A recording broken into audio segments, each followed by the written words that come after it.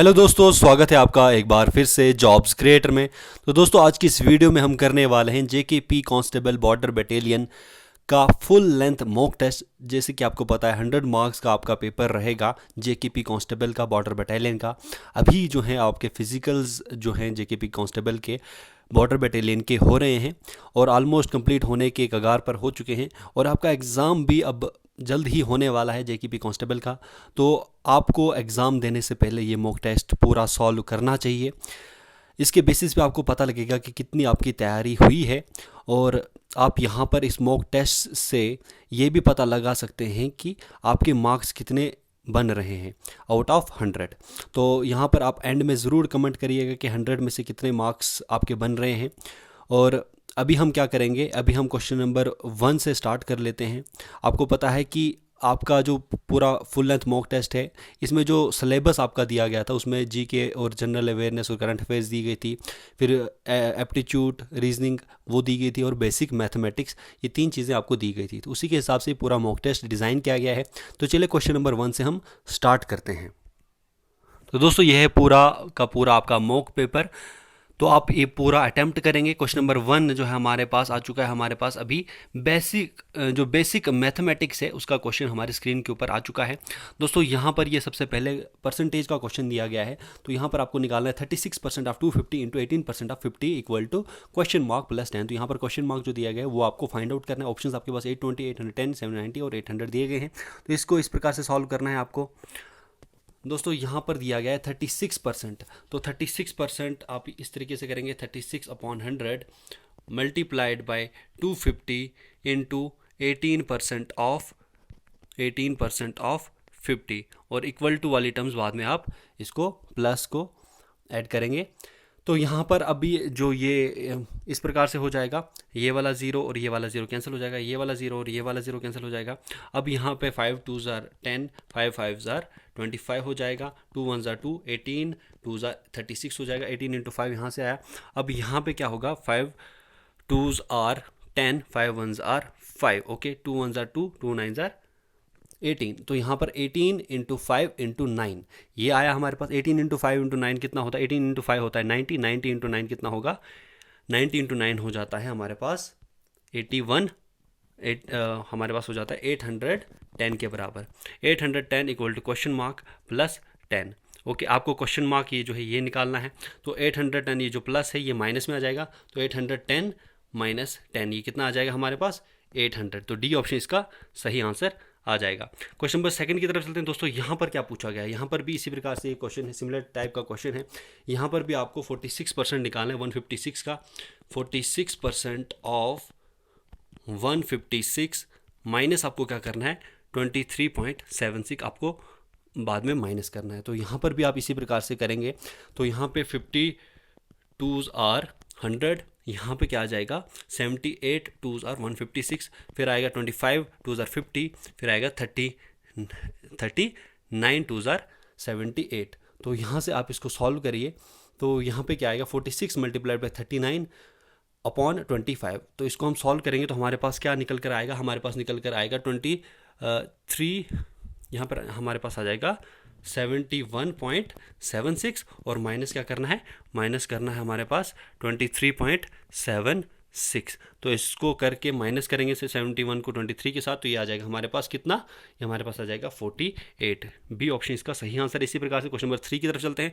दोस्तों, यहाँ पर क्या पूछा गया है, यहाँ पर आपको पूछा गया है The average of 5 consecutive even numbers A, B, C, D and D is 52. What is the product of B and E? तो दोस्तों, यहाँ पर एवरेज दी गई है 5 consecutive even numbers की। लेट हम करते हैं कि पहला जो इवन नंबर है वो है x, दूसरा यहाँ पर लेट करते हैं x प्लस 2, थर्ड आ जाएगा x प्लस 4, फिर आ जाएगा x प्लस 6, फिर आ जाएगा हमारे पास x प्लस 8। ओके, ये हमारे पास कितने आ गए, 5 consecutive इवन नंबर्स आ गए। अब इनकी एवरेज कितनी दी है, इनकी एवरेज दी है 52 इक्वल टू दिस अपॉन कितनी टर्म्स है, 5। ओके, यहाँ से आप क्या निकाल लेंगे, यहाँ से आप x की वैल्यू निकाल लेंगे। तो x की वैल्यू क्या आएगी, यहाँ पर x की वैल्यू आ जाएगी, इसको सॉल्व करके आ जाएगी 48। अब x क्या है, x हमारे पास, अब हमने जो लेट किया था, a को लेट किया था x, b को लेट किया था x+2, c को x+4, d को x+6 और e को x+8।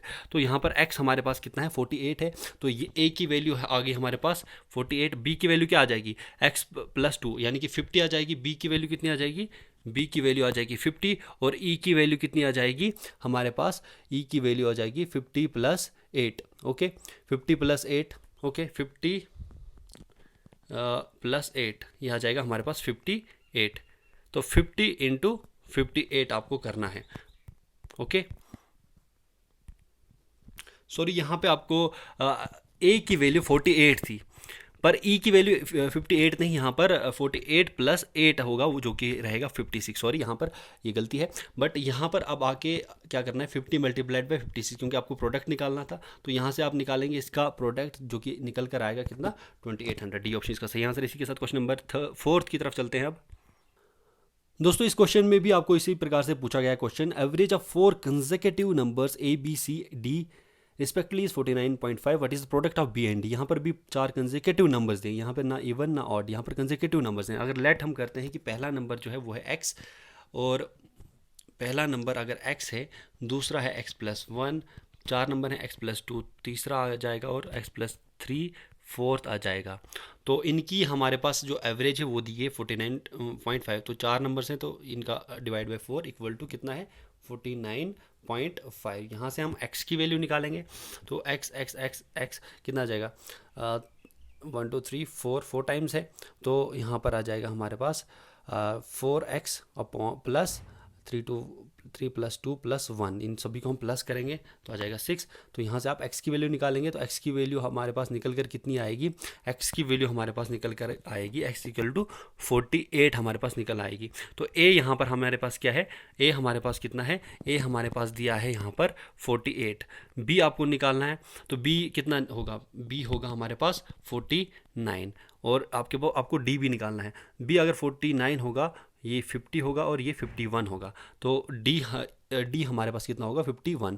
तो 49 × 51, ये हमारे पास कितना आ जाएगा, 2499। ए ऑप्शन इसका सही आंसर बन जाएगा। क्वेश्चन नंबर 5 की तरफ चलते हैं। Average of first 20 even numbers, इस फर्स्ट 20 इवन नंबर्स की एवरेज क्या होगी।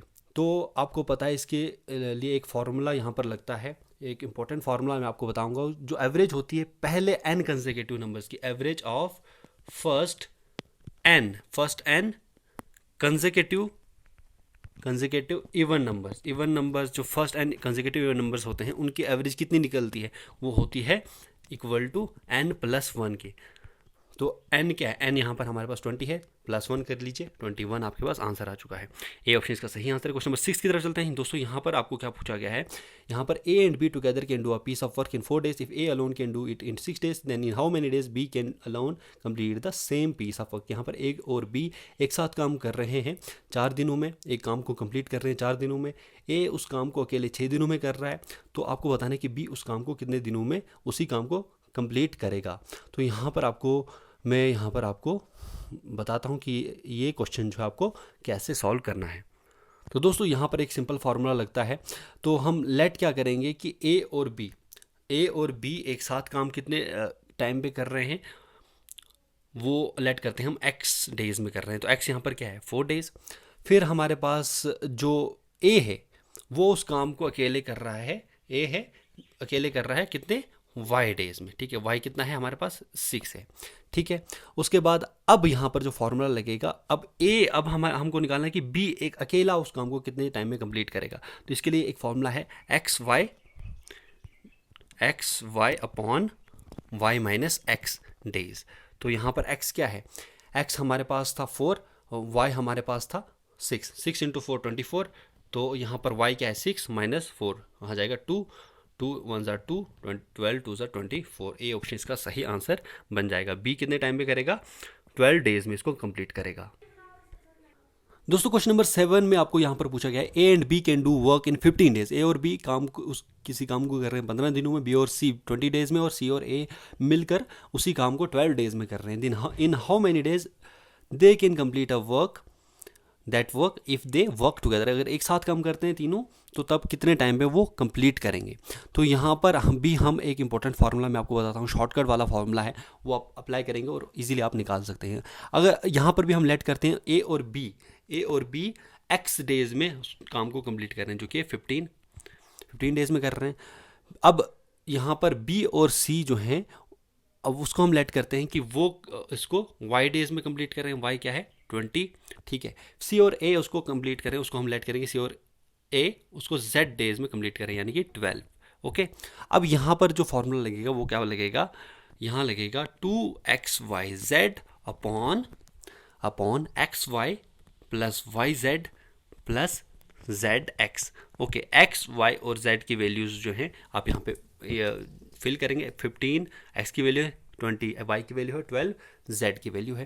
तो यहाँ से आप इसको निकालेंगे और आपको आंसर आ जाएगा क्या, आपको आंसर आ जाएगा यहाँ पर डी ऑप्शन 10 इसका आंसर बन जाएगा। क्वेश्चन नंबर 18 की तरफ चलते हैं, 8 की तरफ चलते हैं। क्वेश्चन नंबर 8 हमारे स्क्रीन के ऊपर आ चुका है। Boat goes 6 kilometre an hour in still water but it takes thrice as much time in going the same distance against the current, the speed of the current is. यहाँ पर एक boat है जो कि 6 किलोमीटर एन आवर एक still water में जा रही है, उसी डायरेक्शन में जिस डायरेक्शन में एक वो वाटर की करंट जा रही है उस डायरेक्शन में जा रही है, पर वही बोट 3 गुना ज़्यादा टाइम लगाती है जब उस करंट के अगेंस्ट वो ट्रैवल करती है, ठीक है। अब आपको बताना है कि जो करंट है, वाटर करंट है, उसकी स्पीड क्या होगी किलोमीटर पर आवर में, 4 किलोमीटर पर आवर, 5, 3 या 2 किलोमीटर पर आवर। तो दोस्तों यहाँ पर हम लेट करते हैं, जो हमें क्या निकालना है, हमें निकालना है स्पीड ऑफ करंट। लेट हम करते हैं स्पीड जो है करंट की वो कितनी है, x किलोमीटर पर आवर है, ठीक है। अब बोट की स्पीड जो है, अब बोट की स्पीड आपको दी है कि बोट की स्पीड कितनी है, वो है 6 किलोमीटर पर आवर, ठीक है। यहाँ पर आपको दिया है 6 किलोमीटर पर आवर। अब यहाँ से क्या है, बोट की स्पीड स्टिल वाटर में जो जा रही है वो जा रही है 6 किलोमीटर पर आवर, वो किसके बराबर है, वो है जब अगेंस्ट निकल रही है तो वो 3 गुना ज़्यादा हो रही है, 3 गुना ज़्यादा हो रही है किसके, जो बोट की स्पीड है उससे ज़्यादा 3 गुना स्पीड उसको लग रही है। 6 माइनस यहाँ पर x आ जाएगा, ठीक है। तो यहाँ से आप निकालेंगे तो यहाँ से आपको निकल कर आएगा x इज इक्वल टू क्या निकल के आएगा 6 माइनस 2, जो कि निकल कर आएगा आपके पास 4 किलोमीटर पर आवर। ये ऑप्शन इसका सही आंसर है। क्वेश्चन नंबर 9 की तरफ चलते हैं दोस्तों। ये रेशियो प्रोपोर्शन का क्वेश्चन आपकी स्क्रीन के ऊपर आ चुका है। A/B 2:3 के बराबर है, B/C 5:6 के बराबर है, C/D 2:1 के बराबर है। Then find A/B/C/D and A/D का क्या रेशियो होगा। तो दोस्तों इन क्वेश्चंस में आपको पता है कि यहाँ पर जो भी है इसमें यहाँ पर A/B जो है उसको आपको ये वैल्यू जो है और B की वैल्यू है उसको कॉमन एक ही वैल्यू में इसको लाना होता है। तो यहाँ पर आप कैसे करेंगे, यहाँ पर आप क्या करेंगे, अब हमारे पास दिया गया A/B कितना दिया है, A/B हमारे पास दिया है कितना 2:3, ठीक है 2:3 दिया है। अब यहाँ पर इसको 2:3 दिया है, यहाँ पर 5 है। अब इसको B/C को हमारे पास कितना दिया है B/C, वो दिया गया है हमारे पास 5:6। अब इसकी वैल्यू और इसकी वैल्यू बराबर होनी चाहिए, तो इसलिए हम इसको मल्टीप्लाई करेंगे इसके साथ, इसको मल्टीप्लाई करेंगे। अगर इसको हम मल्टीप्लाई करेंगे 2 के साथ तो इसको हम ओके इसको हम ऊपर वाला जो है उसको हम 5 के साथ मल्टीप्लाई करेंगे, जो नीचे वाला है उसको हम करेंगे 3 के साथ मल्टीप्लाई, ठीक है। तो यहाँ से हमारे पास A/B और B/C का रेशियो निकल के आएगा, जो कि आएगा A/B का रेशियो क्या है, A/B का निकल के आएगा 10:15 और B/C का कितना निकल के आएगा, ये निकल कर आ जाएगा 15:, क्योंकि इसको 3 से मल्टीप्लाई कर रहे हैं तो 15:18, 5 3 15, 6 3 18। और उसी प्रकार से C/D अगर 2:1 है तो उसका जो रेशियो है वो हमारे पास निकल कर आएगा C/D का, उसको हम क्योंकि 18 हमें लाना है तो 18:9, क्योंकि उसको हम मल्टीप्लाई करेंगे किसके साथ, उसको हम मल्टीप्लाई करेंगे 9 के साथ, इसको हम 9 के साथ मल्टीप्लाई करें, 9 2 18, 9 1 9, तो 18:9। तो A/B/C/D और A/D का रेशियो क्या निकलेगा। अब आपको पता है A/B/C/D का रेशियो हमारे पास क्या निकल कर आया, वो निकल कर आया 10:5 10:15:18:9, ओके ये हमारे पास निकल आया। तो A/D इसका और इसका रेशियो निकालना है, तो ये क्या आएगा 10:, A का क्या है 10 है और D का है 9, 10:9, ठीक है। तो यहाँ पर तो दोस्तों इसका सही आंसर है ए ऑप्शन 10:9, ये आपको पता चल गया होगा। क्वेश्चन नंबर 10 में आपको क्या करना है, क्वेश्चन नंबर 10 में आपको बताना है, a certain sum is divided between two persons in the ratio 3:4 if the share of one person is ₹20 less than the other, find the sum. यहाँ पर एक सर्टेन सम दिया गया है जो कि डिवाइड किया गया है दो पर्सन्स के बीच में, किस रेशियो में, 3:4 के रेशियो में। अगर जो शेयर है एक पर्सन का वो ₹20 कम है दूसरे पर्सन से, तो आपको सम बताना है कि सम क्या रहेगा। अब यहाँ पर इस क्वेश्चन को कैसे सॉल्व करते हैं, इसको हम कैसे सॉल्व करते हैं, हम सम जो है हम लेट करते हैं कि एस इक्वल टू सम, वो है एक्स, ठीक है, वो है एक्स। अब यहाँ पर क्या है कि जो पहला पर्सन और दूसरा पर्सन उनके वो जो है 3:4 के रेशियो में उनको मिला है, क्या मिला है, वही सर्टेन सम उनको मिला है। तो पहले पर्सन को कितना मिलेगा, फर्स्ट पर्सन को मिलेगा कितना, 3/7 ऑफ एक्स, क्योंकि टोटल 7 था, 3/7 ऑफ एक्स, क्योंकि 3 मिला है उसको और दूसरे को 4 मिला है। और सेकंड पर्सन को कितना मिलेगा, 4/7 ऑफ एक्स, ठीक है। तो यहाँ पर आपको डिफरेंस दिया गया है दोनों का, तो डिफरेंस क्या होगा, 4/7 of x minus 3/7 of x, ये कितना दिया गया है, ये दिया गया है 20, ठीक है। तो यहाँ से आप x की वैल्यू निकाल लेंगे, 4/7 of x minus 3/7 of x क्या हो जाएगा, 1/7 ऑफ एक्स। तो 1/7 ऑफ एक्स यानी कि x/7 हो जाएगा। तो x क्या निकल के आएगा हमारे पास, x निकल कर आएगा, x/7 था तो 20 हमारे पास आगे था, 20 × 7, 20 × 7 क्या होगा, 140। बी ऑप्शन इसका सही आंसर बन जाएगा। ओके, इसी प्रकार से हम क्वेश्चन नंबर 11 की तरफ चलते हैं। यहाँ पर आपको थर्ड प्रोपोर्शनल निकालना है 5 और 15 का। तो हम लेट करते हैं कि जो थर्ड प्रोपोर्शनल है, थर्ड प्रोपोर्शनल को हम लेट करते हैं जो थर्ड प्रोपोर्शनल है वो है x, थर्ड प्रोपोर्शनल है क्या, x, ठीक है। अब यहाँ पर कैसे निकालना है आपको, अगर पहला जो है, पहला प्रोपोर्शनल 5 है, दूसरा है 15, तो थर्ड प्रोपोर्शनल x है, ठीक है, ओके। 5 15 इज टू x है, थर्ड 15 इज टू x है। तो यहाँ पर आपको कैसे निकालना है इसको, 5/15 हो जाएगा और इक्वल टू हो जाएगा 15/x, ठीक है। तो यहाँ से आप x की वैल्यू निकाल लेंगे और यहाँ पर x की वैल्यू आपको निकल के आएगी 45। क्वेश्चन नंबर 12 की तरफ चलते हैं। क्वेश्चन नंबर 12 में आपको पूछा गया है, a mother's age is 4 times that of his son 8 years before the mother's age was 16 times that of the son, mother's age is. दोस्तों यहाँ पर आपको पूछा गया है मदर की एज 4 गुना ज़्यादा है अपने बेटे से। 8 साल पहले मदर की एज जो थी वो 16 गुना ज़्यादा थी सन की एज से। तो मदर की प्रेजेंट एज क्या होगी वो आपको निकालना है। दोस्तों यहाँ पर हम कैसे सॉल्व करेंगे, इसको हम लेट करते हैं कि सन की एज है वो x है, तो मदर की एज कितनी होगी, वो होगी 4 गुना है तो 4x होगी। अब यहाँ पे बता रहा है कि 8 साल पहले, अगर 8 साल पहले सन की एज क्या होगी, 8 साल पहले x-8 होगी, क्योंकि अभी अगर x है तो x-8 उस 8 साल पहले होगी। मदर की एज कितनी होगी, अगर 4x अभी है, अगर उसकी एज अभी 4x है तो 8 साल पहले कितनी होगी, 4x-8, ओके। अब यहाँ पर बता रहा है कि जो 8 साल पहले मदर की एज जो थी, मदर की एज कितनी है, 4x-8, 8 साल पहले 4x-8 जो यानी कि मदर की एज जो थी वो कितनी थी, 16 टाइम्स थी, कितनी, to that of age of a son, son की एज से 16 टाइम्स, सन की एज कितनी है, x-8, ठीक है। तो यहाँ से आप x की वैल्यू निकाल लेंगे, तो इसको सॉल्व कीजिए, यहाँ से आपको x की वैल्यू निकल जाएगी। x की वैल्यू क्या है, x की वैल्यू है हमारे पास सन की एज, x की वैल्यू आपके पास निकल कर आ जाएगी 10। तो मदर की एज कितनी है, मदर की एज है 4x, 10 × 4, 10 × 4 आ जाएगा, जो कि मदर की एज हमारे पास निकल कर आएगी 40 ईयर। ये ऑप्शन इसका सही आंसर। क्वेश्चन नंबर 13 की तरफ चलते हैं दोस्तों। यहाँ पर क्या पूछा गया है, A is older than B by 5 years, 7 years hence thrice age shall be equal to 4 times that of a B. The present age of A is। दोस्तों इस क्वेश्चन में भी सिमिलर टाइप का पैटर्न का फॉर्मूला आपको लगाना है। यहाँ पर A की एज यहाँ पर बता रहा है कि A जो है B से 5 साल बड़ा है। 7 साल बाद 3 गुना एज जो रहती है A की वो हो जाती है 4 times to that age of B। तो प्रेजेंट एज A की क्या रहेगी, ठीक है। तो A की एज हम लेट करते हैं कि A की एज कितनी है, A की एज हम लेट करते हैं x ईयर्स है, और B की कितनी हो जाएगी, B की, क्योंकि A B से 5 साल बड़ा है तो x-5, ठीक है, x-5, ठीक है, x-5 हो जाएगी इसकी एज। अब यहाँ पर आपको बताया गया है कि 7 ईयर्स हैंस, 7 ईयर्स हैंस मतलब 7 साल बाद, 7 साल बाद कितनी एज हो जाएगी, एक्स ए की एज हो जाएगी x+7, और जो बी की एज हो जाएगी वो कितनी हो जाएगी x-5 में हम कर लेंगे +7, ये एज हो जाएगी। अब यहाँ पर बता रहा है कि 7 साल बाद ए की एज जो है, ए की जो 3 गुना एज है वो 4 गुना एज हो जाएगी बी की एज के। तो ए की 3 गुना एज, ए की 3 गुना एज क्या है 8 साल बाद, 3 गुना एज है x+7, ठीक है, वो कितनी बराबर, किसके बराबर हो जाएगी, 4 गुना एज हो जाएगी किसकी, बी की एज की, x-5 प्लस यहाँ पर है 7, ठीक है, ठीक है। तो यहाँ से आप x की वैल्यू निकाल लेंगे, x की वैल्यू आपके पास निकल कर आएगी कितनी, 13। तो a की एज आपको निकालनी, तो a हमने लेट किया था 13, तो a की एज आ जाएगी 13 ईयर। डी ऑप्शन इसका सही आंसर हो जाएगा। क्वेश्चन नंबर 14 की तरफ चलते हैं दोस्तों। यहाँ पर क्या पूछा गया, average age of 6 children is 7 year.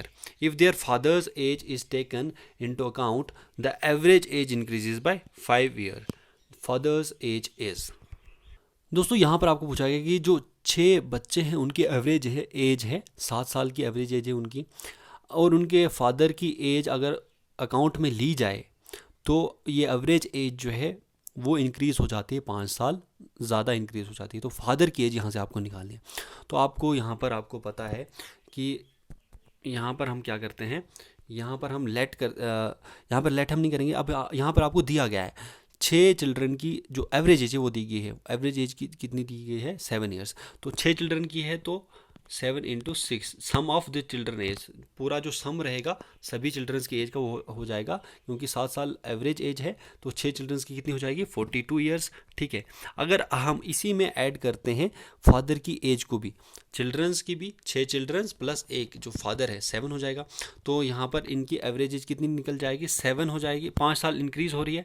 तो 7 जो पहले एवरेज एज थी वो इंक्रीज़ हो रही है 5 से, 7 + 5, तो 7 + 5 12 हो जाएगा, 12 × 7 हो जाएगा 84 ईयर्स।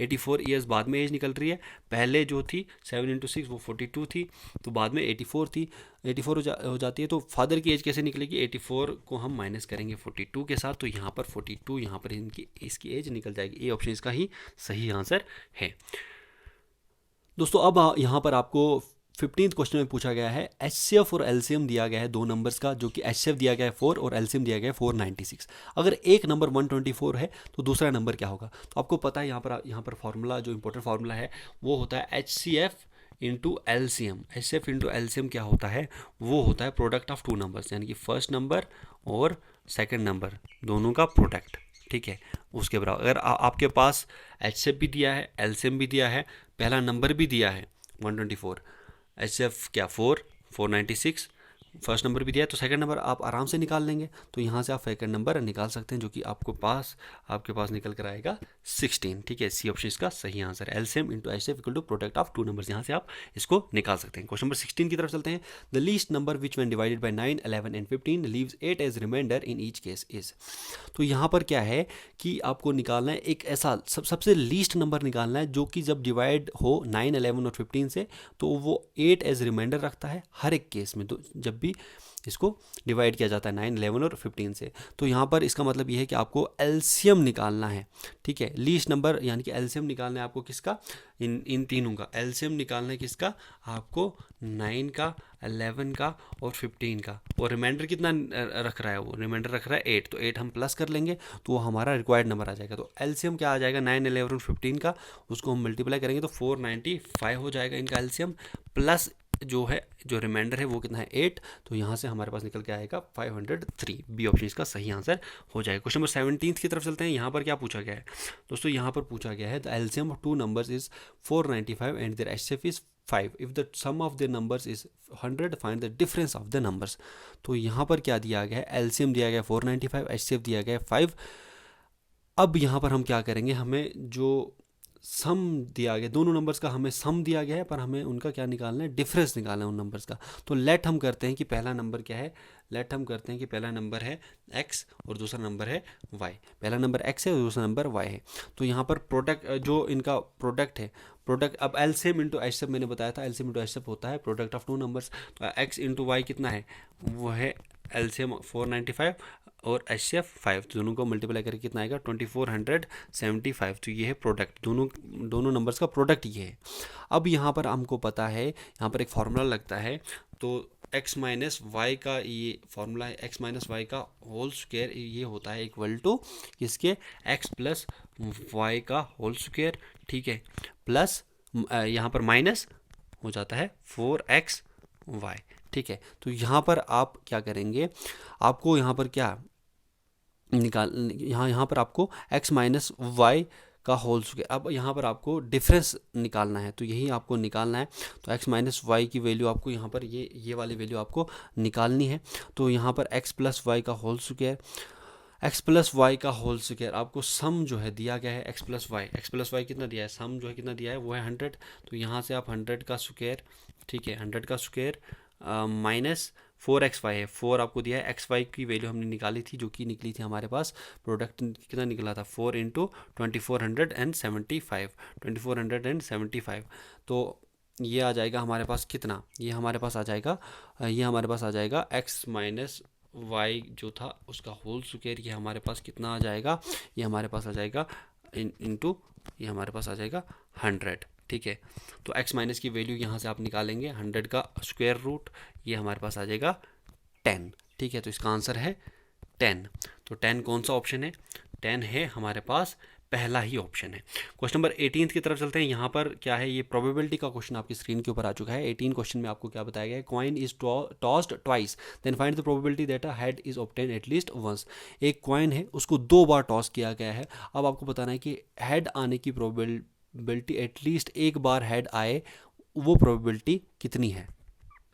तो दोस्तों यहाँ पर जब कॉइन को 2 बार टॉस किया जाएगा तो जो टोटल आउटकम्स होंगे, यानी कि NS जो होगा, टोटल आउटकम NS से रिप्रेजेंट करते हैं, वो क्या होंगे, कितने होंगे, या तो हेड आएगा, ठीक है, जो दो बार टॉस कॉइन को टॉस किया जाए तो दोनों बार क्या हेड आएगा, या फिर दोनों बार, एक बार हेड एक बार टेल आएगा, ठीक है, या फिर एक बार पहले वाले पे टेल आया दूसरे वाले पे हेड आएगा, या फिर टेल आ जाएगा। तो ये हैं 4 प्रोबेबिलिटीज, 4 आउटकम्स बनते हैं। टोटल कितने आउटकम्स हैं, 4 बनते हैं।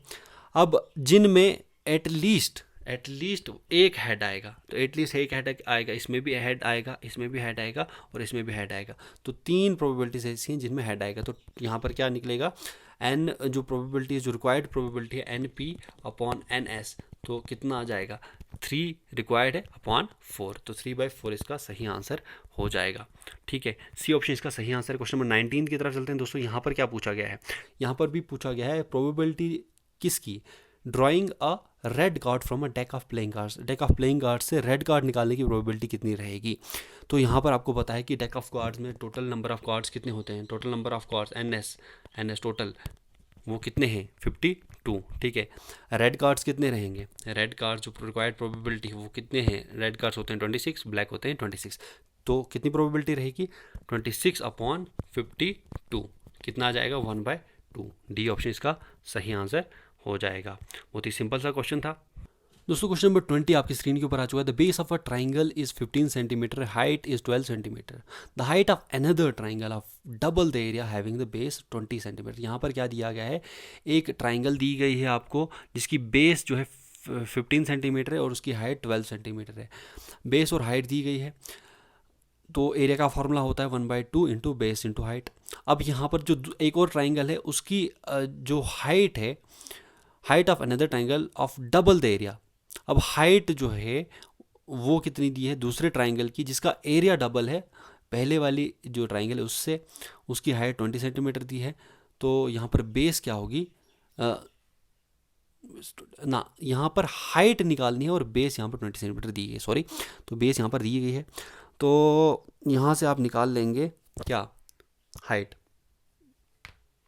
तो यहाँ पर आपको पता है कि 1/2 इंटू बेस इंटू हाइट। अब अगर यहाँ पर ट्वाइस है, दूसरे ट्राइंगल की 2 गुना ज़्यादा है उसका एरिया, 1/2 इसका फार्मूला लगता है यहाँ पर 1/2 इंटू बेस इंटू हाइट। ये इसका फार्मूला होता है, बेस कितनी है 15 पहले ट्राइंगल की और 12 यहाँ पर इसका हाइट है, ठीक है। वो किसके बराबर आ जाएगा, वो हमारे पास आ जाएगा सेकंड ट्रायंगल का जो एरिया है 1/2 इंटू बेस, यहाँ पर आप बेस यहाँ पर आपको निकाल हाइट ऑफ बेस आपको दी गई है, हाइट आपको हाइट x और बेस यहाँ पर 20 है, तो यहाँ से आप x की वैल्यू आप निकाल लेंगे। तो यहाँ पर जो x की वैल्यू निकल कर आएगी वो आएगी 18 सेंटीमीटर। बी ऑप्शन इसका सही आंसर हो जाएगा।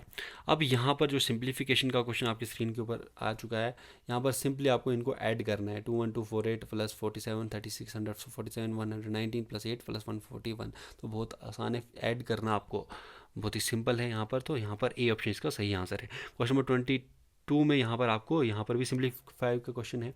5 मल्टीप्लाइड बाय क्वेश्चन मार्क आपको निकालना इक्वल टू कितना है 8042 डिवाइडेड बाय 4। तो 8042 डिवाइडेड बाय 4 आप करेंगे, तो वहाँ से इसको फिर डिवाइड बाय 5 भी करेंगे, तो वहाँ से आपको क्वेश्चन मार्क का जो ये है निकल जाएगा, जो कि आ जाएगा हमारे पास 402.1।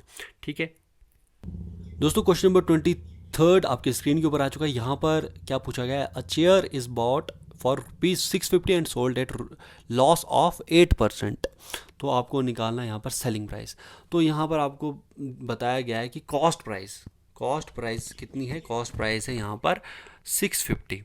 आपको लॉस परसेंट आपको दिया है कितना है, लॉस परसेंट कितना है यहाँ पर 8% लॉस है।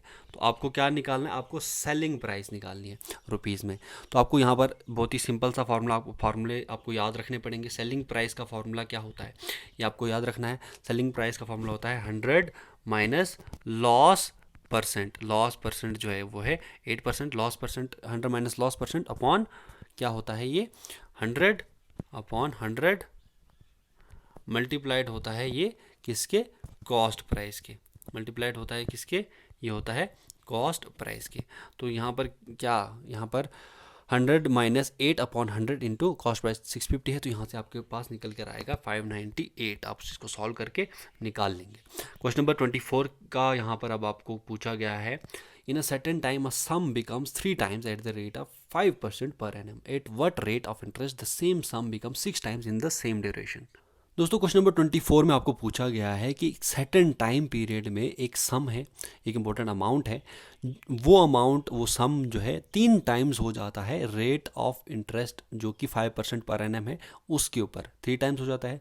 अब वही रेट ऑफ इंटरेस्ट, अब आपको रेट ऑफ इंटरेस्ट निकालना है कि किस रेट ऑफ इंटरेस्ट के ऊपर सेम जो सम रहेगा वो 6 गुना हो जाएगा इन द सेम ड्यूरेशन, टाइम भी सेम ही रहेगा। तो यहाँ पर इस प्रकार का फॉर्मूला लगाते हैं हम। कैसे लगाते हैं, अगर कोई भी सम ऑफ मनी जो है सर्टेन टाइम में n टाइम्स हो जाए, कितने सर्टेन टाइम में n टाइम्स हो जाए, n टाइम्स हो जाए, n यहाँ पर कितना है 3 है। तो अगर n टाइम्स हो जाए at rate of interest R1 जो है रेट ऑफ इंटरेस्ट है 5%।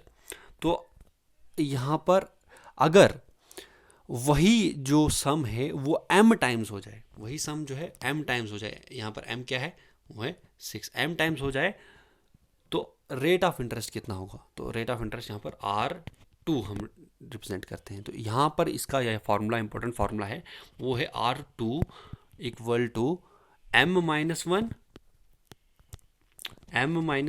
Upon n minus 1। तो m क्या है इंटू क्या, इंटू R1।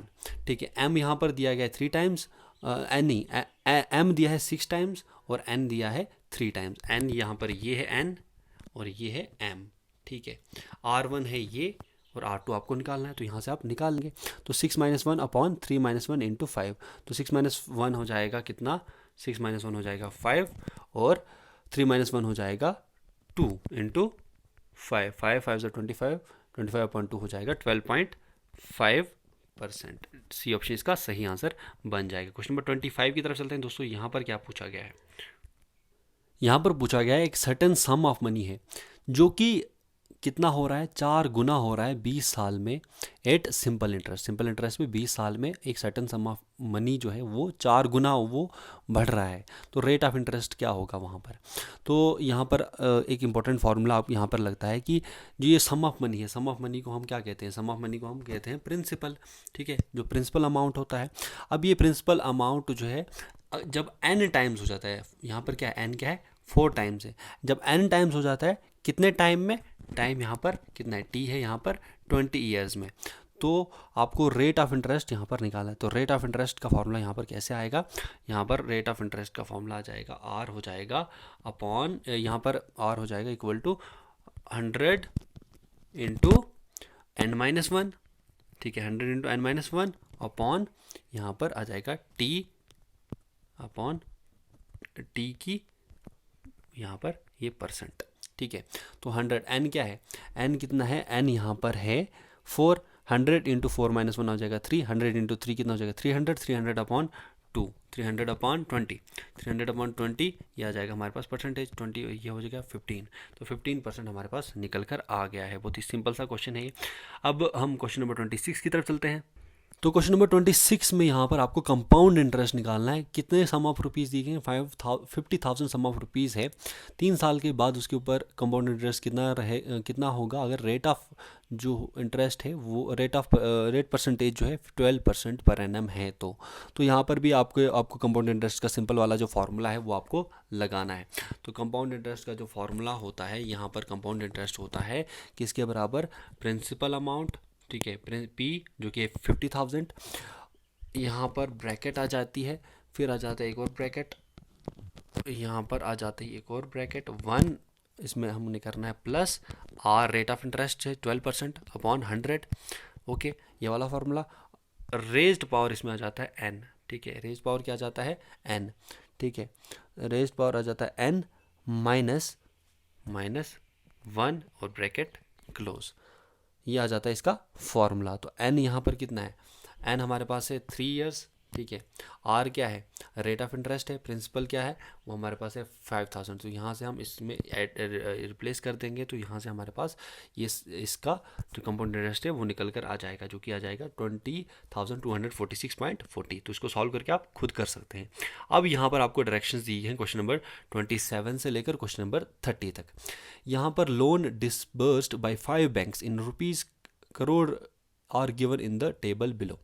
तो ये लोन्स जो हैं जो कि सर्टेन बैंक्स हैं उन्होंने डिस्पर्स किए हैं, बैंक ABCDE ये बैंक्स हैं, और जो ईयर्स हैं 1990, 91, 92, 1993 और 1994, ये करोड्स में दिया गया है। 1990 में ए ने 18 करोड़, बी ने 27, सी ने 29 करोड़, 31, 13, इसी प्रकार से पूरा डाटा दिया गया है। उसी के बेसिस पे आपको क्वेश्चंस का आंसर देना है। तो क्वेश्चन नंबर 27 से लेकर 30 तक यहाँ पर इसका आंसर इसी प्रकार से आपको देना है इस डाटा के आधार पर। तो इस डाटा के आधार पर ये आपको क्वेश्चंस का आंसर देना है। तो पहला क्वेश्चन यहाँ पर क्या पूछा गया है, in which year was the distribution of loans of all the banks put together least compare to the average disbursement of loans over the years. तो दोस्तों 27 क्वेश्चन में आपको बताना है कि जो डिस्ट्रीब्यूशन था लोन्स का, सभी बैंक्स का जो डिस्ट्रीब्यूशन जो था लोन्स का, जो सभी बैंक्स ABCDE सभी बैंक्स का एक साथ, वो लीस्ट था किसके कंपैरिजन में, to the average disbursement of the loans over the years. Average जो डिस्बर्समेंट जो लोन दिया जा रहा था उसका किस साल में जो डिस्ट्रीब्यूशन ऑफ लोन था सभी बैंक्स का एक साथ मिलाकर वो सबसे कम था। तो यहाँ पर आपको लोन पहले सबका हर एक ईयर का टोटल डिस्ट्रीब्यूशन ऑफ लोन्स निकालना पड़ेगा। तो 1990 का ये जो पूरा है ये आपको 1990 का इसका पूरा आपको निकालना पड़ेगा। फिर 91 का निकालना, 91 का, 93 का और 94 का। तो एवरेज जो है 18 + 27 + 29 + 31 + 13 ये आप करेंगे तो ये आपके पास आ जाएगा 118 करोड़। ठीक है, आपके पास कितना निकल कर आएगा 118 करोड़। उसके बाद 91 का आ जाएगा, ये हमारे पास 120 आ जाएगा। फिर उसके बाद 1992 का आ जाएगा 140 आ जाएगा। फिर ये आ जाएगा, ये आ जाएगा हमारे पास 154, ये हमारे पास आ जाएगा 154 और लास्ट जो है हमारे पास आ जाएगा 203। इस प्रकार से आपको इसको प्लस करके आप निकाल सकते हैं। तो ये पहले आपको निकालना है। उसके बाद आपको क्या निकालना है, जो एवरेज डिस्बर्समेंट है। एवरेज डिस्बर्समेंट कितनी है, एवरेज इन सभी का जो है प्लस टोटल कितने हैं 5। तो एवरेज निकल के आपके पास आ जाएगी 147। ये आप कर लेंगे, सिंपल सा मैं आपको बता रहा हूँ। तो एवरेज जो है 147 है। तो लीस्ट इसके कंपेरिजन में कौन सा है, लीस्ट इसके कंपेरिजन में है वो है जो हमारा जो तीसरा है, जो कि है कितना तीसरा यानी कि 1992 में, जो कि है 140 करोड़। यहाँ से आप इजीली आप इसको क्वेश्चन को सॉल्व कर लीजिएगा। अब क्वेश्चन नंबर 128 की तरफ चलते हैं। What was the percentage increase of disbursement of loans of all the banks together from 1992 से 1993। तो यहाँ पर परसेंटेज इंक्रीज निकालना है कि परसेंटेज इंक्रीज 1992 से 1993 में कितना होगा। 1992 से 1903 में कितना होगा। 1903 में 154 था और सम जो था पहले 154 था और 1992 में 140 था।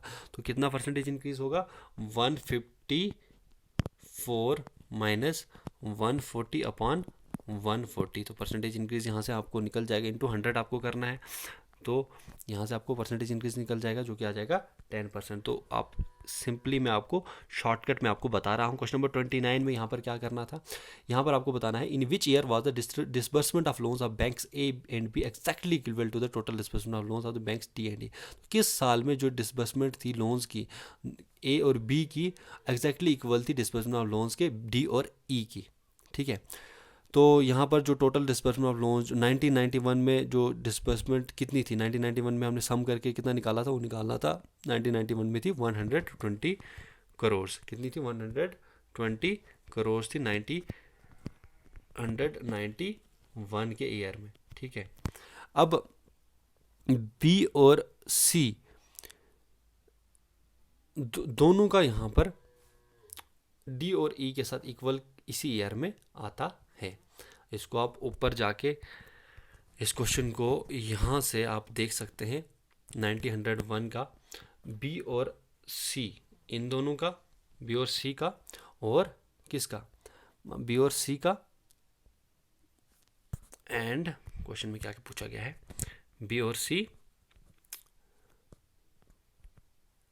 ए और बी और डी और ई का पूछा गया है। ए और बी और डी और ई का, ए और बी, सॉरी यहाँ पर ए और बी और डी और ई का पूछा गया है 91 में। यहाँ पर ये बराबर है, दोनों को प्लस करेंगे, इन दोनों को भी प्लस करेंगे, ये यहाँ पर डिस्बर्समेंट एवरेज जो डिस्बर्समेंट है।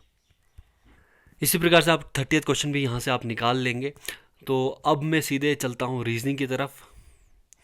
तो यहाँ पर रीजनिंग में आपको एनालिटिकल एप्टीट्यूड और एबिलिटी, रीजनिंग एबिलिटी के ऊपर भी क्वेश्चंस पूछे जाएंगे। इस मॉक टेस्ट में आपको 30 क्वेश्चंस रीजनिंग के हैं, 30 मैथमेटिक्स के हैं और 40 क्वेश्चंस यहाँ पर आपको जनरल अवेयरनेस और जो जीके है और करंट अफेयर्स उसके ऊपर पूछे गए हैं। तो एनालिटिकल एप्टीट्यूड एबिलिटी, जो रीजनिंग एबिलिटी, यहाँ पर आपको सबसे पहले एनालॉजी के क्वेश्चन है। तो यहाँ पर फॉर्डर अगर है रिलेटेड कैटल के साथ, तो यहाँ पर आपको बताने कि आगे इसके साथ क्या आएगा। तो यहाँ पर आएगा, यहाँ पर ग्रॉस हॉर्स के साथ रिलेटेड है, क्योंकि ग्रॉस हॉर्स खाता है, फॉर्डर कैटल खाती है। क्वेश्चन नंबर 32 की तरफ चलते हैं। यहाँ पर क्या है, सेलर कंपास, सेलर के पास क्या होता है, कंपास, और यहाँ पर ऑप्शन जो इसका सही आंसर जो आएगा बी ऑप्शन, डॉक्टर के पास स्टेथोस्कोप। इसी प्रकार से क्वेश्चन नंबर 33 से लेकर क्वेश्चन नंबर 35 तक आपको यहाँ पर डायरेक्शंस दी गई हैं।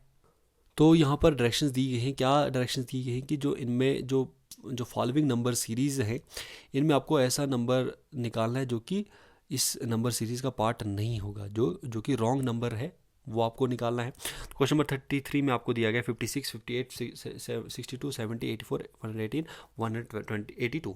तो 56 प्लस 2 किया गया है, 58 आ जाए, 58 में प्लस 4 किया है, फिर 62 आया, 62 में प्लस 8 किया है, फिर 70 आया, और 70 में प्लस क्या करना पड़ेगा, 12 करना पड़ता, तो जो कि आता हमारे पास 82 पर, यहाँ पर क्या है 84 है। तो ये रॉन्ग नंबर यहाँ पर दिया गया है।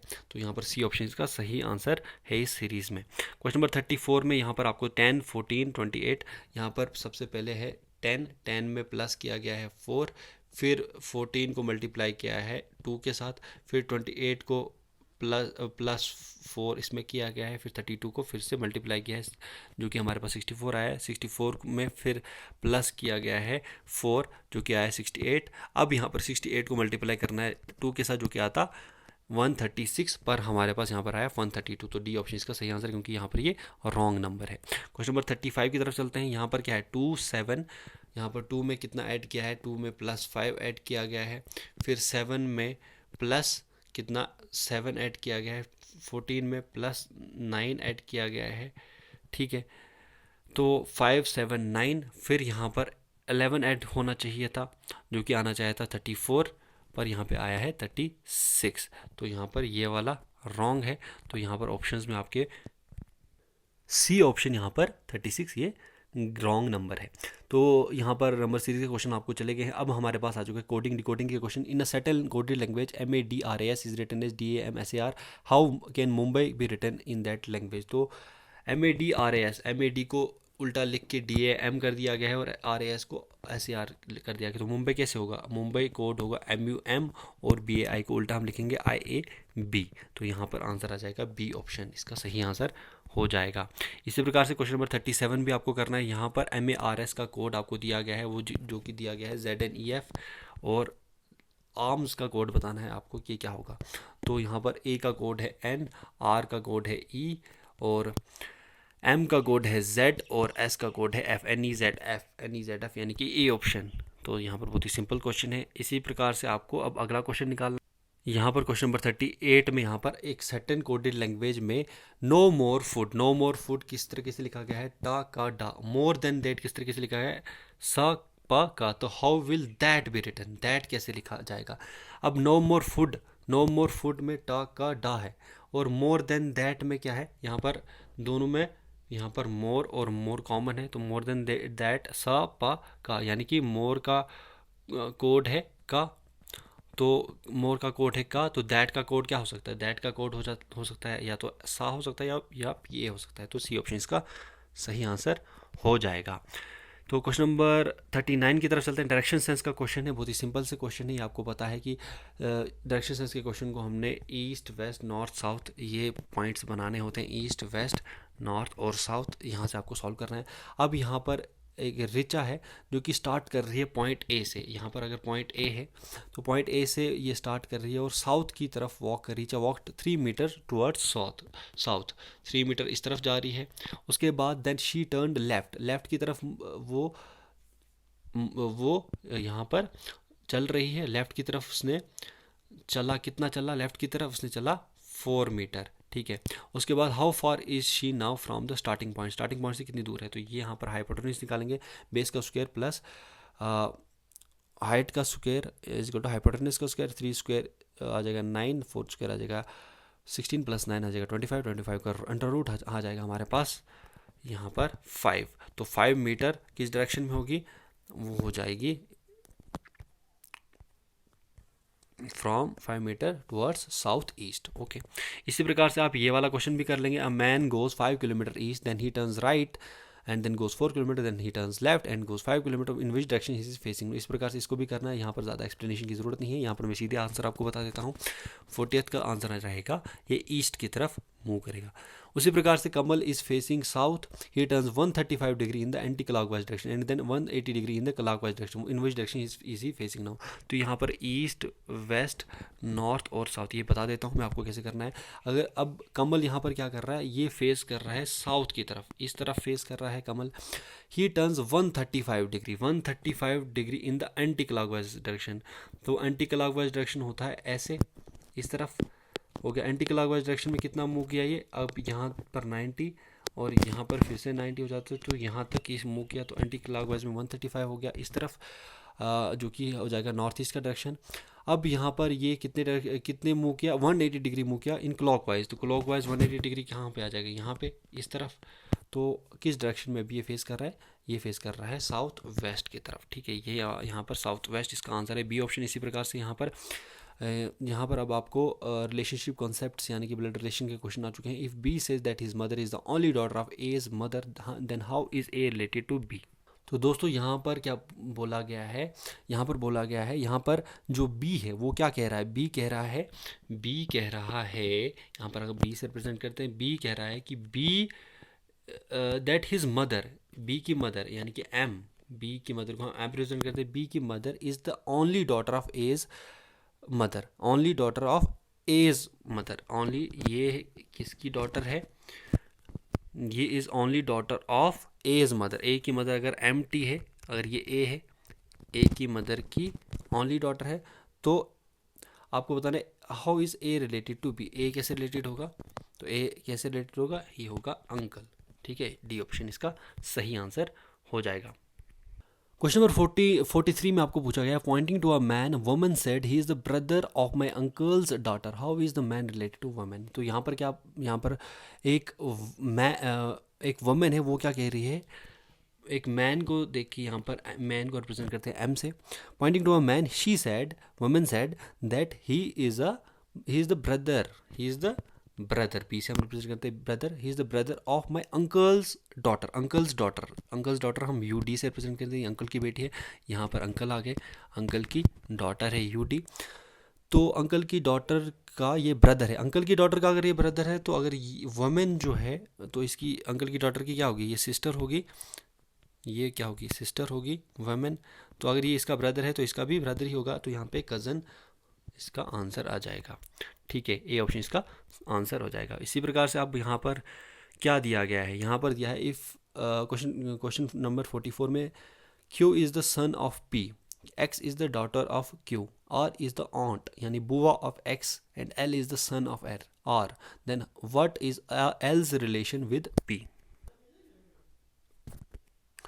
तो दोस्तों इस क्वेश्चन में आपको क्या पूछा गया, इसको आपको कैसे सॉल्व करना है, यहाँ पर आपको बताया गया है कि Q is the son of P। क्या है Q, यहाँ पर Q हम रिप्रेजेंट करते हैं, Q is the son of, sorry, अब यहाँ से Q is the son of P, ये है P का सन है कौन, Q। ठीक है, अब यहाँ पर बताया गया आगे, X is the daughter of Q, X क्या है, अब X किसकी डॉटर है, X is the daughter of Q, daughter है Q की।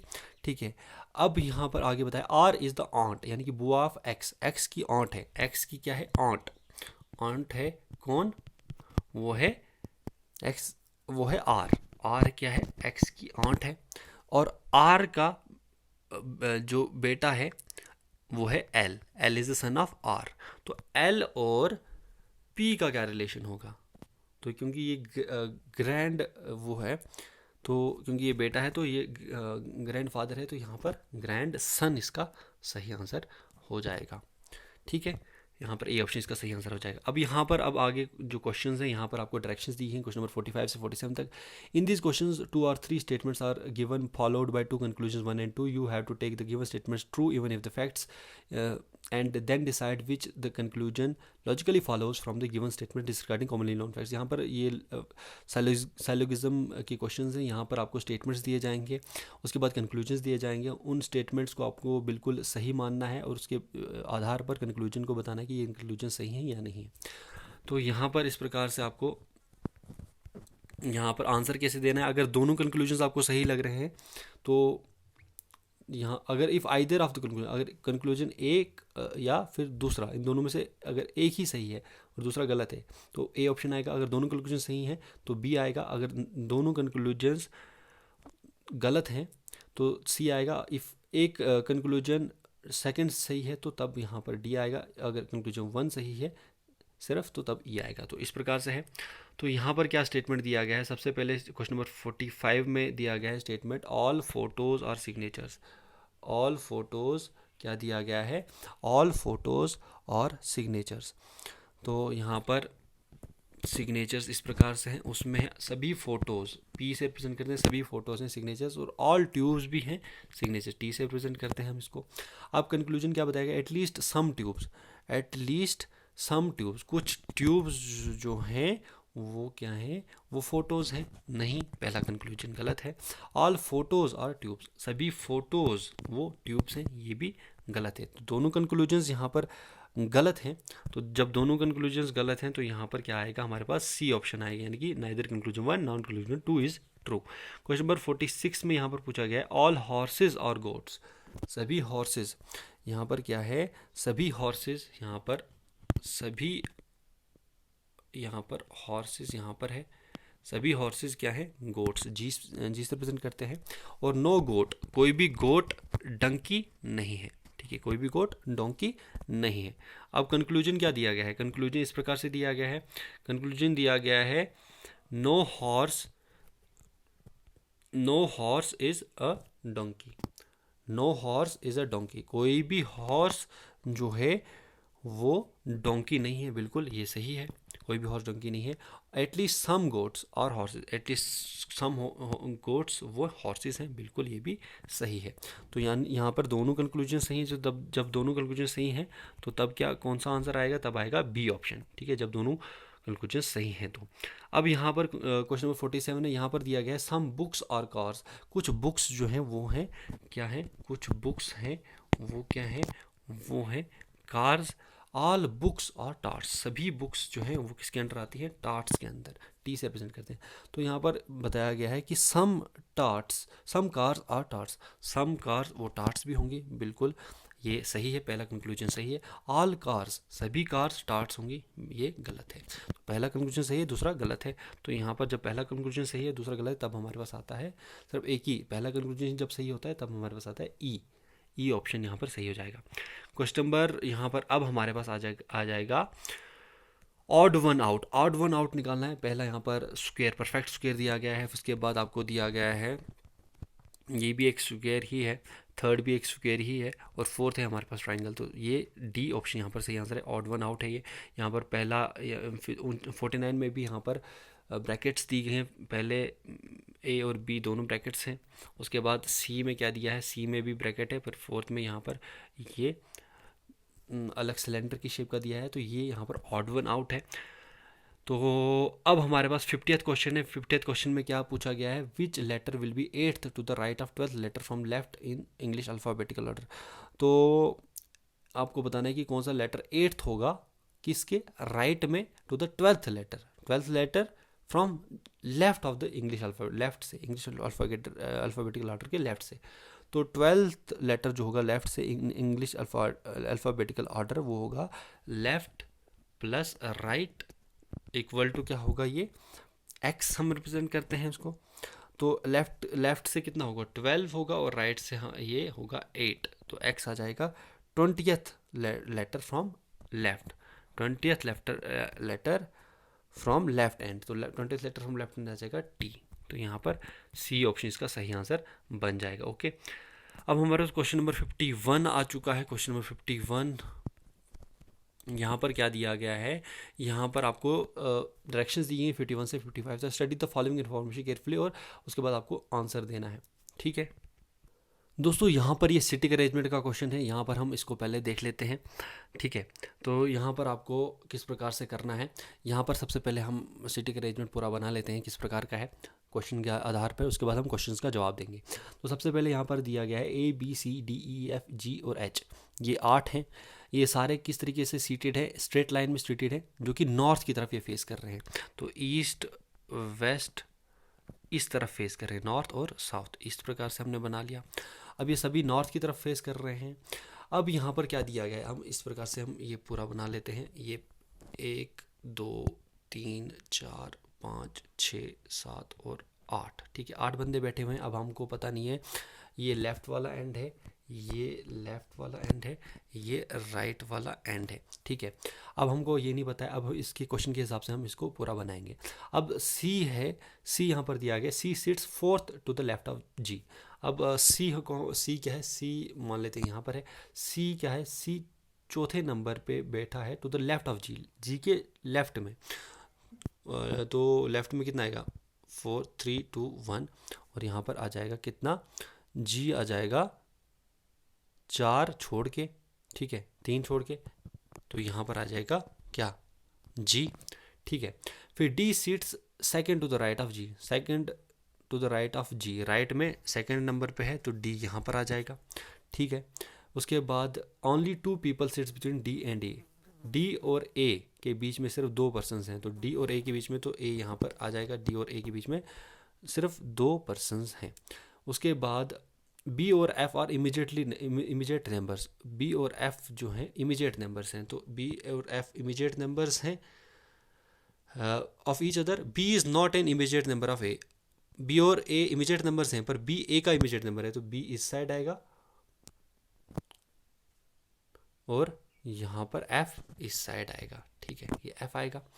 तो अब हमारे पास दिया है B is not immediate number of A, H is not an immediate number of D, H D का नेबर नहीं है, तो एच यहाँ पर आ जाएगा। तो हमारे पास क्या बच गया, हमारे पास आज बच गया ई, तो ई यहाँ पर आ जाएगा। ये पूरा का पूरा सीटिंग अरेंजमेंट बन गया हमारा, ठीक है। तो यहाँ से अब आपको क्वेश्चंस निकाले। क्वेश्चन नंबर 51 में आपको क्या बताया गया, who amongst the following seats exactly in the middle of the persons, सब मिडल में कौन सा होगा, middle of the person who sits fifth from, fifth जो होगा फ्रॉम द लेफ्ट से फिफ्थ में होगा, and the person who sits sixth from the right. तो दोस्तों यहाँ पर आपको क्या निकालना है, आपको ऐसा पर्सन निकालना है जो कि मिडल में होगा, किसके, वो जो एग्जैक्टली मिडल में होगा उन पर्सनस के, जो कि फिफ्थ होगा लेफ्ट से। फिफ्थ कौन है लेफ्ट से, यहाँ पर फिफ्थ, यहाँ पर लेफ्ट से DEGAF, DEGAF, एक जो लेफ्ट से यहाँ इससे HCBF, ए यहाँ पर फिफ्थ है लेफ्ट से, ए जो है यहाँ पर फिफ्थ है लेफ्ट से। और सिक्स्थ कौन है राइट से, कौन है, वो है बी है राइट से, और बी और ए के मिडल में कौन है, एफ, तो यहाँ पर एफ इसका सही आंसर बन जाएगा, ठीक है, एफ इसका सही आंसर बन जाएगा। तो उसी सिटिंग अरेंजमेंट के बेसिस पे आप इसका भी आंसर देंगे, who among the following sits third to the right of C, third to the right of C कौन होगा, third to the right of C वो होगा यहाँ पर ए, सी ऑप्शन इसका सही आंसर है। तो उसी सीटिंग अरेंजमेंट के बेसिस पे आप सभी क्वेश्चंस आप निकालेंगे। यहाँ पर विच of the following represents person seated at the two extreme ends पे कौन कौन थे, टू एक्सट्रीम एंड्स पे थे एच और डी, तो यहाँ पर डी ऑप्शन इसका सही आंसर है। क्वेश्चन नंबर 54 में यहाँ पर what is the position of H with respect to F, H की पोजीशन क्या होगी एफ के रिस्पेक्ट में, तो एच की पोजीशन होगी what is the position of H with respect to F, third to the left, immediate right, second to the right और fourth to the left, ये था थर्ड टू द लेफ्ट, ठीक है। उसके बाद how many persons are seated between A और E के बीच में कौन थे, ए और ई के बीच में कौन कौन थे, यहाँ पर कितने पर्सन थे, सिर्फ एक ही था जी, ठीक है। तो ए ऑप्शन इसका सही आंसर है। अब हमारे पास क्वेश्चन नंबर 56 से लेकर क्वेश्चन नंबर 60 तक यहाँ पर डायरेक्शंस दी गई हैं। 4 of the following 5 are alike in a certain way and so form a group which is the one that does not belong to the group. यहाँ पर 4 जो हैं ये सिमिलर टाइप के हैं। अब इनमें से आपको निकालना है कि जो 4 ऑप्शंस दिए गए उनमें से कौन सा इनसे रिलेटेड नहीं है, उस ग्रुप को बिलोंग नहीं करता है। तो यहाँ पर क्वेश्चन नंबर 56 में लीफ, फ्लावर, फ्रूट और रूट, इनको कौन बिलोंग नहीं करता है, इनको बिलोंग नहीं करता है, वो है रूट। 57 में है मस्टर्ड, ज्वार, वीट और पैडी, मस्टर्ड, ज्वार, वीट और पैडी में मस्टर्ड जो है इसको बिलोंग नहीं करता है इस ग्रुप को। फिर है 58 में, क्वेश्चन नंबर 58 में है शर्ट, फिर दिया गया है ट्राउज़र, जैकेट और क्लॉथ, तो डी ऑप्शन क्लॉथ जो है इसका रिलेटेड नहीं है। फ्रूट, फ्लावर, लीफ और ट्री, इनमें से कौन सा एक दूसरे से रिलेटेड नहीं, वो है ट्री। फिर क्वेश्चन नंबर 60 में दिया गया है पिक्चर, पेंटिंग, स्केच और ड्राइंग, इनमें से कौन सा रिलेटेड नहीं, वो है पिक्चर। पेंटिंग, स्केच और ड्राइंग तीनों रिलेटेड नहीं, पर पिक्चर यहाँ पर रिलेटेड नहीं है। ये हो गया हमारा रीजनिंग के क्वेश्चन। अब हमारे पास आ चुका है जीके, जनरल अवेयरनेस और current affairs, GK, general awareness और करंट अफेयर्स। तो दोस्तों यहाँ पर आपके पास क्वेश्चन नंबर 61 आ चुका है जीके, जनरल अवेयरनेस और करंट अफेयर्स का। क्वेश्चन नंबर 61 में आपको बताना है कि इनमें से कौन सा जो आर्टिकल है at the time of commencement of जो कॉन्स्टिट्यूशन बना था उस टाइम पे सिटीजनशिप के साथ डील करता था। तो आर्टिकल 5, 6, 7, 8 इसमें से है आर्टिकल 5 सिटीजनशिप के साथ डील करता है। उसके बाद क्वेश्चन नंबर 62 में how many times the word secular appears in our constitution, हमारे कॉन्स्टिट्यूशन में सेक्युलर कितनी बार है, वो हमारे पास है 2 बार। उसके बाद क्वेश्चन नंबर 63 में who administers outs of office and secrecy to a secretary to a ministry of parliament, minister of parliament.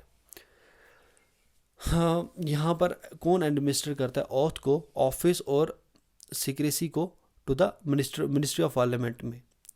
तो ऑथ कौन एडमिनिस्टर करता है इनकी, वो करता है प्रेसिडेंट, ठीक है। ये ऑप्शन इसका सही आंसर है। यहाँ पर पूछा गया है प्राइम मिनिस्टर ऑफ इंडिया बनने के लिए मिनिमम एज कितनी होनी चाहिए। तो अगर लोकसभा का मेंबर है तो 25 ईयर्स और राज्यसभा का है तो 30 ईयर्स। तो यहाँ पर ऑप्शन जो है सही मिनिमम एज है 25 ईयर्स। क्वेश्चन नंबर 65 में यहाँ पर पूछा गया what is the tenure of members of Rajya Sabha के मेंबर्स का टेन्योर क्या रहता है, वो रहता है 6 ईयर्स। क्वेश्चन नंबर 66 में पूछा गया who decides the salaries, allowances, privileges, leave and pension of जजेस of supreme court. Supreme court के जजेस की सैलरीज, अलाउंसेज, प्रिविलेजेस, लीव्स और पेंशन कौन डिसाइड करता है, ये डिसाइड करता है प्रेसिडेंट, सॉरी यहाँ पर ये डिसाइड करता है पार्लियामेंट इसको डिसाइड करता है। सी ऑप्शन इसका सही आंसर है। क्वेश्चन नंबर 67 में की तरफ चलते हैं। Where is the headquarters of central vigilance commission, central vigilance commission CVC जिसको कहा जाता है, इसका हेडक्वार्टर कहाँ पे है? इसका हेडक्वार्टर है न्यू दिल्ली में। क्वेश्चन नंबर 68 की तरफ चलते हैं। What do you mean by the supply of goods? Supply of goods से आपका क्या मतलब है? क्या सप्लाई ऑफ गुड्स क्या होता है? Stock available for sale, total stock in warehouse, the actual production of the goods, या फिर quantity of goods offered for sale at particular price per unit time. तो ये है क्वांटिटी जो goods की होती है जो कि सेल की जाती है पर्टिकुलर प्राइस के ऊपर पर यूनिट टाइम होता है supply of goods. Question number 69 में पूछा गया what do you mean by mixed economy? Mixed economy का मतलब क्या होता है? मिक्स्ड इकोनॉमी का मतलब होता है जिसमें पब्लिक और प्राइवेट सेक्टर्स दोनों इन्वॉल्व रहते हैं, उसको हम कहते हैं मिक्स्ड इकोनॉमी। बी ऑप्शन इसका सही आंसर है। क्वेश्चन नंबर 70 आपकी स्क्रीन के ऊपर आ चुका है। When price floor is set above equilibrium price it will result in. जब प्राइस फ्लोर जो है इक्विलिब्रियम से ऊपर सेट किया जाता है तो ये इससे क्या होता है? शॉर्टेज होती है, सरप्लस होता है, इक्विलिब्रियम या नन ऑफ द अबाव। तो सरप्लस यहाँ पर हो जाता है। ठीक है, क्वेश्चन नंबर 71 की तरफ चलते हैं। यहाँ पर पूछा गया है वास्को डी गामा एक जो फेमस पोर्ट है कालीकट का, वहाँ पर 1498 में पहुँचा था वो, और वो किसकी मदद से वहाँ पर पहुँचा था ये आपको बताना है। तो यहाँ पर 1498 में कैलिकट में वो किसकी मदद से पहुंचा था? ये पहुंचा था अरेबियन नेविगेटर इबन माजिद की हेल्प से यहाँ पर पहुंचा था। क्वेश्चन नंबर 72 में पूछा गया है permanent settlement was a feature of. Permanent settlement किसका फीचर है? परमानेंट सेटलमेंट किसका फीचर है दोस्तों? परमानेंट सेटलमेंट है जमींदारी सिस्टम का फीचर। मोपला रिबिलियन कब ब्रोक हुआ था? कहाँ पर ब्रोक हुआ था मोपला रिबिलियन? ये स्टार्ट हुआ था मालाबार से। बी ऑप्शन इसका सही आंसर है। क्वेश्चन नंबर 74 में चलते हैं। Who is known as the father of modern India? Modern India का फादर किसको कहा जाता है? वो कहा जाता है राम मोहन रॉय को। क्वेश्चन नंबर 75 में who was the governor general of India during the revolt of 1857? 1857 के रिवॉल्ट में गवर्नर जनरल कौन था? वो थे हमारे Lord Canning. Lord Canning. Who is popularly known as Sher Punjab? शेर पंजाब किसको कहा जाता है इनमें से? शेर पंजाब कहा जाता है लाला लाजपत राय को। क्वेश्चन नंबर 77 में पूछा गया who made the agreement between Muslim League and Congress in 1916? किसने अग्रीमेंट किया था मुस्लिम लीग और कांग्रेस के बीच में 1916 में, जिसको हम लखनऊ पैक्ट कहते हैं? तो ये अग्रीमेंट किया था किसने? बाल गंगाधर तिलक ने।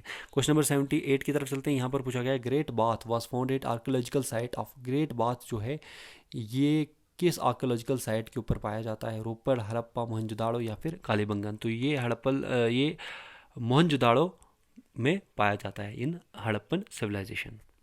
क्वेश्चन नंबर 79 में आप यहाँ पर आपको पूछा गया name the wild life sanctuary which is located on the bank of river उज। कौन सी वाइल्ड लाइफ सेंचुरी उज रिवर पर है? तो ये है जसरोटा वाइल्ड लाइफ सेंचुरी जो कि जम्मू कश्मीर में है। क्वेश्चन नंबर 80 की तरफ चलते हैं। Who among the following build the Hariparbat fort in Jammu Kashmir में? जम्मू कश्मीर में हरिपर्वत फोर्ट किसने बनाया था? ये बनाया था अकबर ने। बी ऑप्शन का सही आंसर है। क्वेश्चन नंबर 81 की तरफ चलते हैं। First Muslim ruler of Kashmir was. First Muslim ruler Kashmir के कौन थे? वो थे सुल्तान सदरुद्दीन। ए ऑप्शन इसका सही आंसर है। क्वेश्चन नंबर 82 की तरफ चलते हैं। Who was the founder of Lohara dynasty? Lohara dynasty किसने फाउंड की थी? लोहारा डायनेस्टी फाउंड की थी संग्राम राज ने। बी ऑप्शन इसका सही आंसर है। क्वेश्चन नंबर 83 की तरफ चलते हैं। Which of the following folk dance is mostly performed in hilly areas of Jammu region? Jammu region के हिली एरियाज में कौन सा फोक डांस परफॉर्म होता है? वो होता है a heron. Question number 84 the musical instrument used in Chakri music. चक्री म्यूजिक में कौन सा म्यूजिकल इंस्ट्रूमेंट यूज होता है? तो इसमें सारे गराहा, रुबाब, सारंगी, ये सारे इंस्ट्रूमेंट इस्तेमाल होते हैं चक्री म्यूजिक में। क्वेश्चन नंबर 85 में पूछा गया है which festival is the most famous in Ladakh region? Ladakh region में सबसे फेमस फेस्टिवल कौन सा है? इनमें से वो है लोसार। ए ऑप्शन इसका सही आंसर है। क्वेश्चन नंबर 86 में पूछा गया है कि न्यू प्राइम मिनिस्टर्स स्कीम कौन सी है जो कि लॉन्च हुई है, गवर्नमेंट द्वारा लॉन्च की गई है for mentoring young authors? Young authors को मेंटर करने के लिए कौन सी स्कीम अभी लॉन्च हुई है? वो है युवा। ए ऑप्शन इसका सही आंसर है। क्वेश्चन नंबर 87 की तरफ चलते हैं। Super computer named Simorgh has been developed by which country recently? तो सुपर कंप्यूटर सिमहॉर्ग ये किस कंट्री ने अभी डेवलप किया है? फ्रांस ने, ईरान ने, साउथ कोरिया या फिनलैंड? सही आंसर है इसका ईरान ने ये डेवलप किया है। क्वेश्चन नंबर 88 की तरफ चलते हैं दोस्तों। यहाँ पर क्या पूछा गया है? Russia has started it's biggest nuclear power project with which nation? Russia ने अभी जो पिछले साल ये biggest nuclear power project start किया था, किस नेशन के साथ ये स्टार्ट किया था? वो किया था चाइना के साथ मिलकर इन्होंने अपना सबसे बड़ा न्यूक्लियर पावर प्रोजेक्ट स्टार्ट किया था। क्वेश्चन नंबर 89 में पूछा गया India's first undersea tunnel is being constructed in which city? India का पहला अंडर सी टनल किस सिटी में कंस्ट्रक्ट किया जा रहा है? इंडिया का पहला अंडर सी टनल कंस्ट्रक्ट किया जा रहा है मुंबई में। डी ऑप्शन इसका सही आंसर है। क्वेश्चन नंबर 90 की तरफ चलते हैं। Which Indian state host the famous Khajuraho dance festival? Famous Khajuraho dance festival कौन सी स्टेट होस्ट करती है? वो करती है मध्य प्रदेश। सी ऑप्शन इसका सही आंसर है। 91 which country has created a new national ministry for extra terrestrial space affairs? किस कंट्री ने क्रिएट किया है, नेशनल मिनिस्ट्री क्रिएट की है एक्स्ट्रा टेरेस्ट्रियल स्पेस अफेयर्स के लिए? तो नई मिनिस्ट्री जिस एक्स्ट्रा टेरेस्ट्रियल स्पेस अफेयर्स के लिए जिसने क्रिएट की वो है निकारागुआ कंट्री।